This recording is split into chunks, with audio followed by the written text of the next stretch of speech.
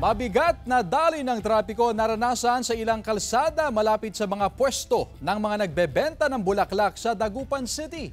Nakatutok live si CJ Turida. CJ? Chris, nandito tayo ngayon sa Burgos Street, bahagi ng Barangay 4 Dagupan City. At makikita natin sa aking likuran na marami pa rin ang bumibili ng mga bulaklak sa mga oras na ito. Kaya maya't maya pa rin na nararanasan ang traffic build-up sa lugar.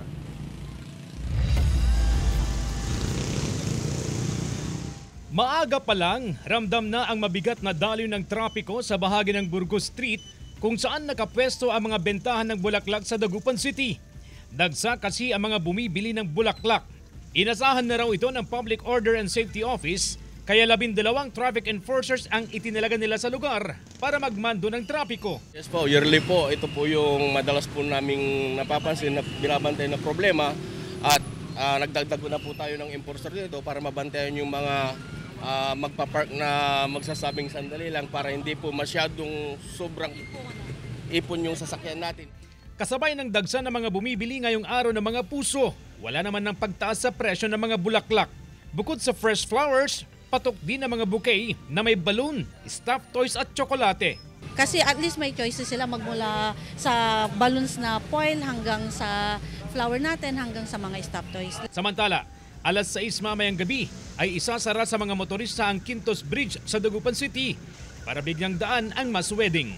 Ang gagawin po natin, napag-usapan po namin ni Poso Chief is iti-temporary two-way po natin ang MHL Pilar para po makapunta yung mga galing FFS at yung mga galing sa may Mayumbo, Karanglaan, is papasok po sila dito sa may Perez Boulevard, western to Rizal Street po. Chris, ayon sa ilang tindera, nagkaubusan na raw sa supply ng rosas. Kanina pang after lunch. Pero available pa rin ang sunflower, tulips at dried flowers. Hindi magsasara ang mga flower shop dito hanggat meron pang mga customer. Balik sa iyo, Chris. Maraming salamat, CJ Turida.